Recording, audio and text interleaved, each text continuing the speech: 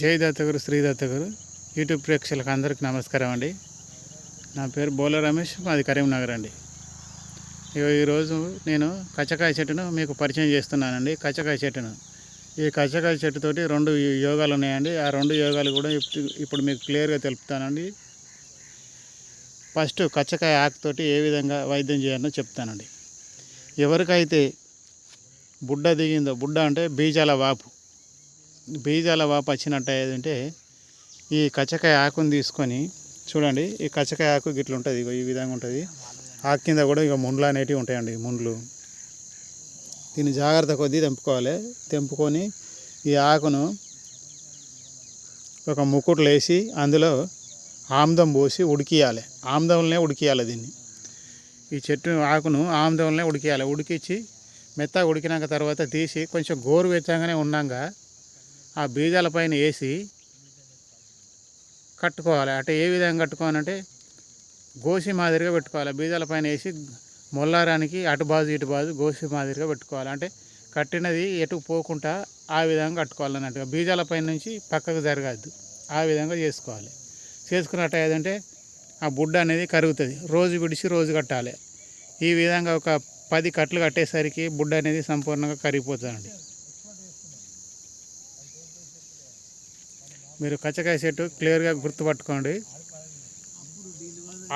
ఆ కింద ముళ్ళు ఉంటాయి. ఇక కాయలకు కూడా ఈ విధంగా ముళ్ళు అనేటివి ఉంటాయండి.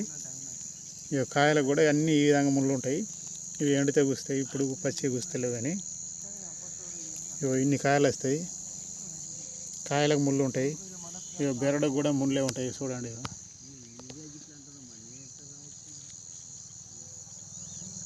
ఆ కింద కూడా ముళ్ళే ఉంటాయండి. ఇగో ఇందులోకి వెళ్ళి ఒలిసిన బాపది ఇగో ఇవే కచ్చకాయలు. ఇప్పుడు ఆకుతోటి వైద్యం చెప్పాను కదండి. ఈ ఒక్క వైద్యం మాత్రమే ఆకుతోటి నాకు తెలుసు. అలాగనే ఇప్పుడు గింజలతోటి చెప్తా చూడండి. ఈ గింజలతోటి వచ్చేసి శరీరం పైన కొవ్వుగడ్డలు కానీ కంతులు కానీ కరగటానికి ఈ కచ్చకాయ పప్పు తీయాలి ఇందులోకి. ఇది ఎండినాక తర్వాత పలగొడితే పప్పు అనేది వెళ్తుంది. ఈ పప్పు తీసి ఆ పప్పు నెయ్యిలో వేయించాలి. మంచిగా ఎండబెట్టి నెయ్యిలో వేయించాలి. ఒక 100 గ్రాము పప్పులకు 1 తులం మిరియాలు 2 మిక్సింగ్ చేసి 3 వేలకు వచ్చినంత నోట్లో వేసుకొని నీళ్ళు తాగాలి. ఈ విధంగా పొద్దున సాయంత్రం చేయాలి. చేసినట్టు ఏదంటే ఖచ్చితంగా శరీరంలో ఎక్కడున్నా కానీ కొవ్వుగడ్డలు అనేటివి కరుగుతాయి, కంతులు అనేటివి కరుగుతాయి.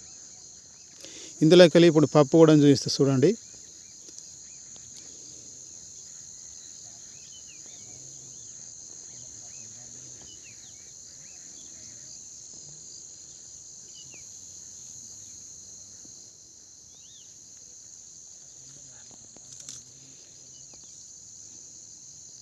చూడండి, ఇక పప్పు పచ్చిది పప్పు అనేది ఉంటుంది ఇంట్లో.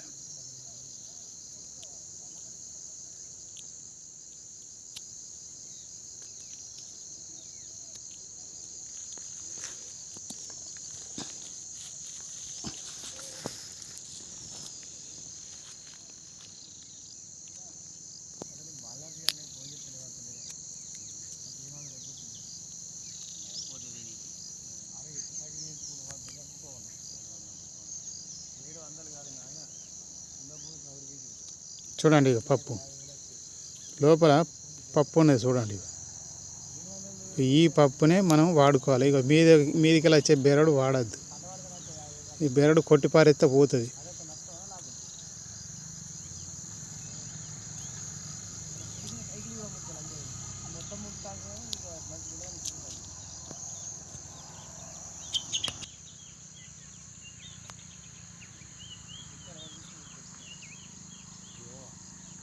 చూడండి మిత్రులారా, ఇగో ఇదే పప్పు.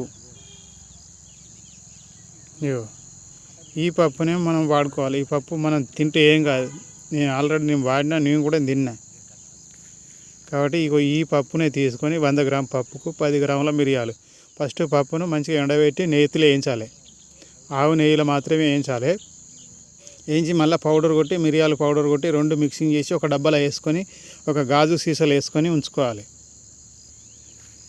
ఇగో ఇందులోకి వెళ్ళిన పప్పే ఇదండి.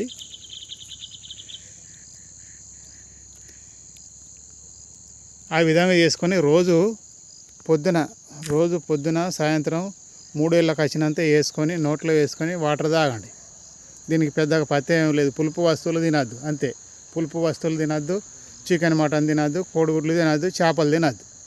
కూరగాయల భోజనం అన్నీ చేయవచ్చు.